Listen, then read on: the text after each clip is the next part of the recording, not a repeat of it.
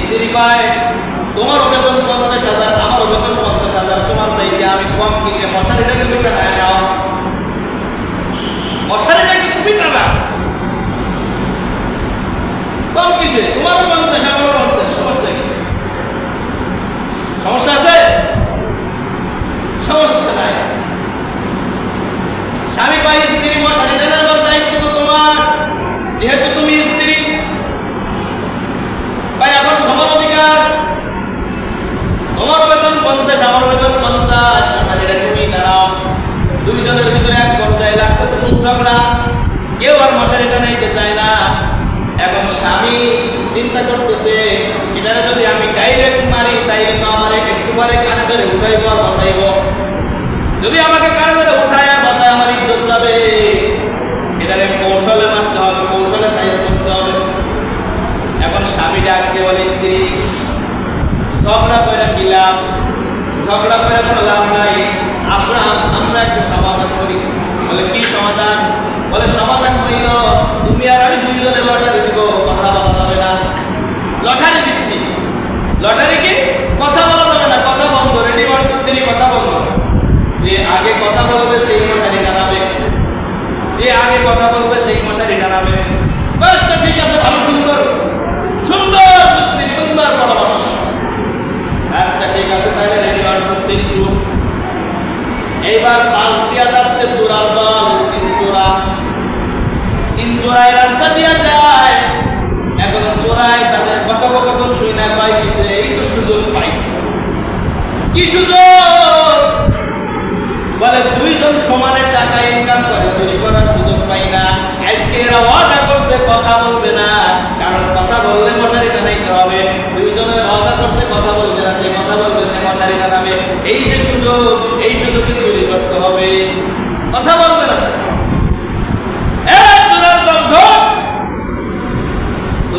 ঘরের ভিতরে ঢুকছে, স্বামী নাই, আলমারি খুলে শোকেস খুলে টাকা পয়সা যা সব নেয়।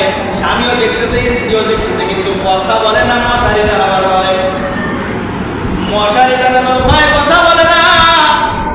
সব মাল সামান নিয়ে গাড়ি গুটি বাইন্দা এবার রওনা হবে। এবার তাদের যে ভাত তরকারি রান্না করা ছিল, ভাত তরকারির পাতিলাগুলো নিয়ে যখন রওনা করছে, এবার স্ত্রী পাই সারাদিন অফিস করলাম, ক্লান্ত শরীরে আইসা এখন রাতের বেলা না খায় তা হইতে পারে না। সুরার দল তো ভাত তরকারি সব হাড়ি পাতিল নিয়ে রওনা করছে, এটা তো আর সহ্য করা যায় না। স্ত্রী ডাক দেবে, সাবধান, খবরদার, ভাতের পাতিল নিস না, তরকারির পাতিল নিস না। স্বামী ডাক দিয়া কয়, স্ত্রী মশারি টানা আগে, মশারি টানা আগে। কারণ কথা ছিল কি, যে আগে কথা বলবে সেই মশারি টানাবে। তুমি আগে কথা বলছো, অর্থাৎ তোমাকে আগে মশারি টানাইতে হবে। মশারি টানানোর ভয়ে, ইমামতের চাকরি চলে যাওয়ার ভয়ে ইমাম সাহেব কথা বলবে না, কোরআন হাদিসের বয়ান করবে না। এদিকে ইমাম চোরেরা ইমান চুরি করে নিয়ে যাবে, ইমান লুট করে নিয়ে যাবে। ইমাম সাহেব কথা বলবে না, এইরকম ইমাম হতে পারে না। এইরকম ইমামতি তো ইমামতি হইতে পারে। অতএব আপনার আমার ইমান চলে যাচ্ছে, এই ইমান রক্ষা করার জন্য আমাকে কড়া কথা বলতে হবে। এই ইমান রক্ষা করার জন্য আমাকে কখনো চোখের পানি ছেড়ে কথা বলতে হবে। আপনাদের কখনো কড়া কথা শুনতে হবে, কখনো ইমামের মধুর কথা শুই না, চোখের পানি ছাড়ি না। জাহান্নামের কথা শুই না, কবরের আযাবের কথা শুই না, চোখের পানিগুলো হারায়া অন্তরে ব্যথা আনিয়া আল্লাহর কাছে তওবা কইরা কখনো বাড়ি যাওয়া লাগবে, ঠিক না? ইমান চোরেরা লেগে গেছে ইমান চুরি করার জন্য, ইমান হরণ করার জন্য। এখন যদি কথা না বলি তাহলে ইমান চুরি হয়ে যাবে, সব বেঈমান হয়ে যাবে। এইটা তো ইমামের কাজ না, এইটা তো কোনো ইমাম বরদাস্ত করতে পারে না। কিন্তু বর্তমান সময়ে দেখা যায় ম্যাক্সিমাম ইমামরা কমিটির গোলামি করে চলে, কি চলে না?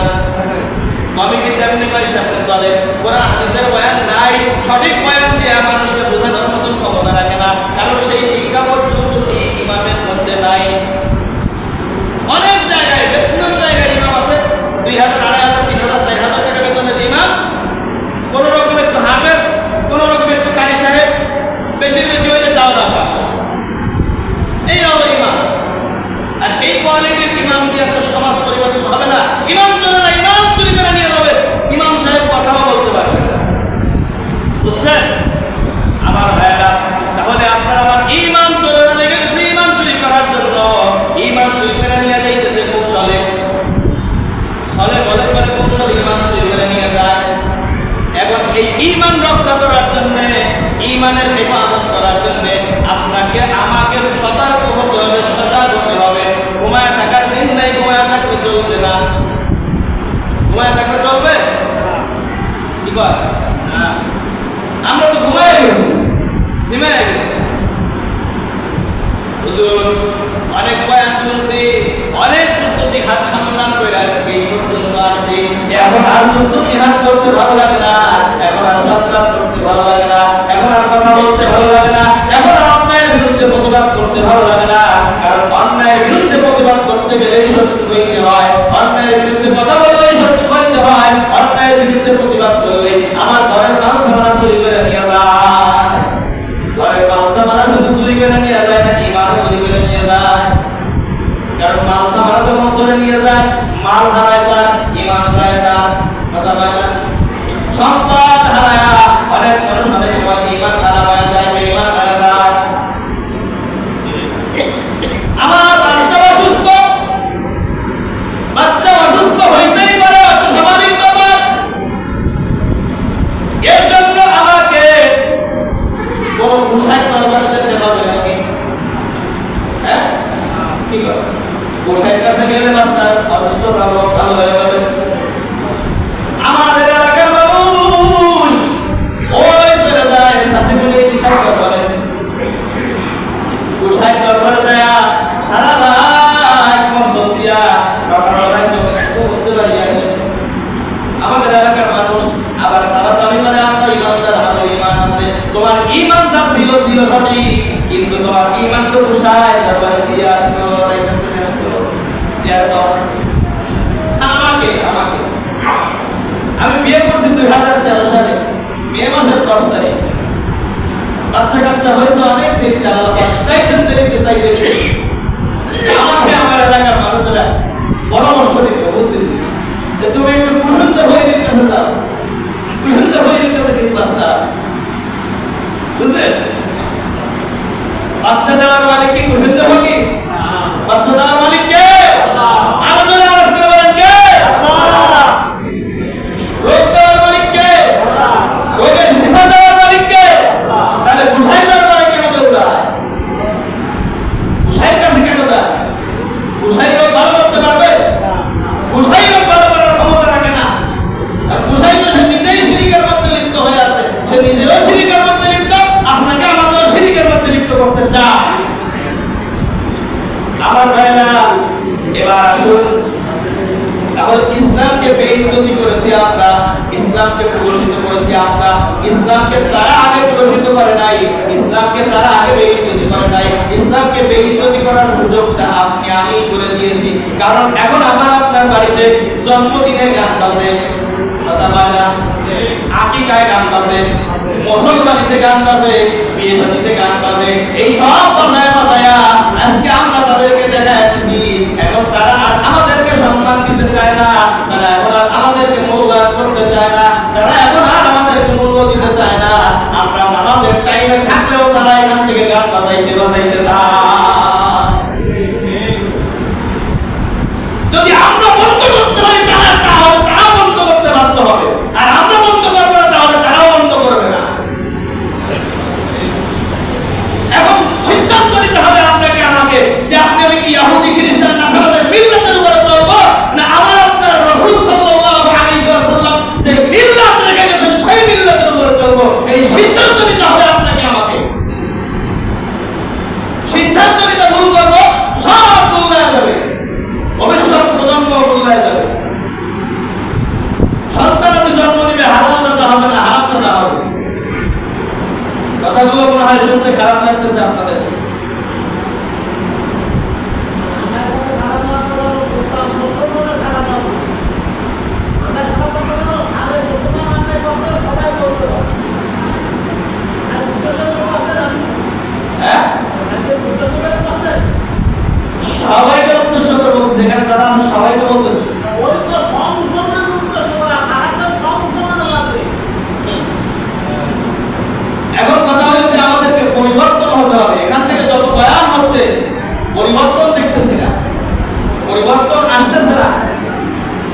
পরিবর্তন না আসার পিছনে দোষটা মনে হয় ইমাম সাহেবের ছিল। ইমাম সাহেবের দোষ আছে না? ইমাম সাহেবের কিছুটা দোষ আছে, না থাকলে হবে না। দেখেন ইমাম সাহেবের কর্তব্য কতটুকু? ইমাম সাহেব আপনাকে আমাকে কোরআন এই কোরআন এদের খুলে সামনে খুলে কথা বলতেছে, যতটুকু কথা বলতেছি প্রত্যেকটা কথা রেফারেন্স দিয়ে বলার চেষ্টা করতেছি। আজকে কোরআনের কত নম্বর আয়াত থেকে কথা বলেছি? সূরাতুল বাকারার 120 নম্বর আয়াত। সূরাতুল বাকারার কত নম্বর আয়াত? 120 নম্বর আয়াত। এবার আসুন গত জুমার যে আলোচনা আমি রেখে দিয়েছিলাম, কোথায় রেখে দিয়েছিলাম মনে আছে আপনাদের? মনে আছে? ইব্রাহিম আলাইহিস সালাতু ওয়াস সালামকে ফেলাইছে কোথায়? আগুনের মধ্যে ফেলাইছে। আর আগুনকে আল্লাহ পাক রব্বুল আলামিন অর্ডার করলেন কি? আগুন শীতল হয়ে যাও, ঠান্ডা হয়ে যাও। আগুন ইব্রাহিমের জন্য শীতল হয়ে গেল, ঠান্ডা হয়ে গেল। ইব্রাহিম আলাইহিস সালাতু ওয়াস সালাম ফুল বাগিচার মধ্যে ঘুরে নমরুদ দেখে ইব্রাহিম আগুনের মধ্যে জ্বলে, আর নমরুদের মেয়ে দেখে ইব্রাহিম ফুল বাগিচার মধ্যে ঘুরে। এই খেলা কার? আল্লাহর খেলা। ঈমানটা তো সেই রকম হতে হবে। ঈমান যদি সেই রকম না হয়, আপনাকে আমাকেও আগুনের মধ্যে ফেলাইতে পারে, পারে কি পারে না? কিন্তু ঈমান যদি সেই রকম না হয়, তাহলে তো আপনি তো আগুনে চলে যাব। কি কথা? ইব্রাহিম আলাইহিস সালাতু ওয়াস সালামের ঈমান আর আপনার আমার ঈমান সমান। ইব্রাহিম আলাইহিস সালাতু ওয়াস সালাম যেদিন নমরুদের অগ্নিকাণ্ড থেকে মুক্তি পেলেন, সেদিন ছিল 10ই মুহররম। সেদিন কি ছিল? 10ই মুহররম। এই অগ্নিকাণ্ডের ভিতরে ইব্রাহিম আলাইহিস সালাতু ওয়াস সালাম ছিলেন 3.5 মাস। কতদিন? 3.5 মাস ছিলেন। কোন কোন জায়গায় আছে 41 দিন ছিলেন। হোক সেই 41 দিন হোক বা 3.5 মাস হোক। আর এর আগে ইব্রাহিম আলাইহিস সালাতু ওয়াস সালামকে জেলখানার ভিতরে বন্দী করে রাখছে বাকি জীবন। কোথায়? জেলখানার ভিতরে ইব্রাহিম আলাইহিস সালাতু ওয়াস সালামকে বাকি জীবন বন্দী করে রাখছে। আর এই ইব্রাহিম আলাইহিস সালাতু ওয়াস সালামকে বন্দী করে রাখা ইব্রাহিম আলাইহিস সালাতু ওয়াস সালামকে ফাঁসির রায় কার্যকর করার জন্য এই 25 বছর ধরে পরিকল্পনা করছে নমরুদ। কত বছর? 25 বছর ধরে পরিকল্পনা করছে নমরুদ। আজকে মুসলমানদেরকে ধ্বংস করার জন্য একদিন দুই দিন ধরে পরিকল্পনা করতেছে না, শত শত বছর ধরে পরিকল্পনা করতেছে। পরিকল্পনা করে বেড়া এবং তারা গবেষণা করে রিসার্চ করে বের করছে মুসলমানদের এমনি মারা যায় না। আর মুসলমানের অস্ত্র লাগে না, মুসলমানের জনবল লাগে না, মুসলমানের একটা পাওয়ার আছে, সেটা হলো ঈমানি পাওয়ার। তাহলে কি করতে হবে? মুসলমানের সেই ঈমানি পাওয়ারটাকে আগে ধ্বংস করতে হবে, সেই ঈমানি হাতিয়ারটাকে আগে ধ্বংস করতে হবে। এখন এই ঈমানি হাতিয়ার ধ্বংস করার জন্য, ঈমানি পাওয়ার ধ্বংস করার জন্য হলো তাদের যত কৌশল আর ষড়যন্ত্র। আর সেই ষড়যন্ত্রের মধ্যে আপনি আমি প্রতিনিয়ত পা দিয়ে প্রতিনিয়ত আপনি আমি আপনার আমার সেই ঈমানি পাওয়ার শক্তিকে ধ্বংস করে ফেলছি। দেখেন নমরুদের ওই যে মেলা, ওই মেলার মধ্যে যারা জিনা করছিল জিনা করছিল। এখন যেই মেয়েটা ওই মেলার মধ্যে জিনা করছে, ওরা কেউ বিয়ে করবে? বিয়ে করবে? ওরে তো আর কেউ বিয়ে করবে? ওরে কোন ছেলে ওকে আর বিয়ে করতে রাজি না, কারণ ও মেলার মধ্যে প্রকাশ্যে ওখানে জিনা করছে। যেই যুবক ওই মেলার মধ্যে জিনা করছে, ওই যুবককেও আর কেউ মেয়ে দেয়, ওই যুবকের আর কেউ কি করে না? মেয়ে দেয়। তো যখন মেয়েকেও আর দেয় না, আর মেয়েদেরও কোনো জায়গায় বিয়ে হয় না, তাহলে এদের উপায় কি? এদের উপায় কি? এদের একটা উপায় তো করতে হবে। তো নমরুদ তার পক্ষ থেকে একটা উপায় করলো কি, যে তাদের জন্য রাষ্ট্রীয়ভাবে একটা ভাতার ব্যবস্থা করে দিল। রাষ্ট্রীয়ভাবে কি করলো? ভাতার ব্যবস্থা করে দিল। যে 40 জন যুবক জেনা করছিল আর যে 40 জন যুবতী জেনা করছিল, তাদের জন্য রাষ্ট্রীয়ভাবে ভাতার ব্যবস্থা করে দেওয়া হলো। যখন দেখছে রাষ্ট্রীয়ভাবে ভাতার ব্যবস্থা হয়ে গেছে, তখন আবার সব জিনার ভিতরে লিপ্ত হয়েছে। সব কি হয়েছে? জিনার ভিতরে লিপ্ত হয়েছে। জিনা করলে রাষ্ট্রীয়ভাবে ভাতা পাওয়া যায়। জেনা করলে কি হয়? রাষ্ট্রীয়ভাবে ভাতা পাওয়া যায়। এখন নমরুদ বলছে আর কি বলে, সব দেখতেছি এই কাম করতেছে, তাহলে আমি কয়জনকে ভাতা দেব? কথা বলেন কেন, কি সমস্যা? আপনার যদি কোনো বক্তব্য থাকে তাহলে এখানে এসে বক্তব্য দেবেন, আর নাহলে চুপ করে বক্তব্য শুনবেন।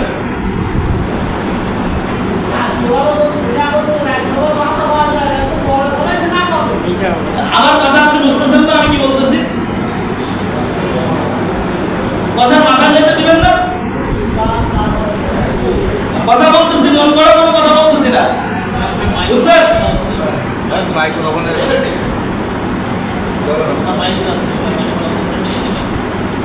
না উনি কমেন্ট করতেছে, ওখানে বসে আলাদাভাবে গল্প করতেছে।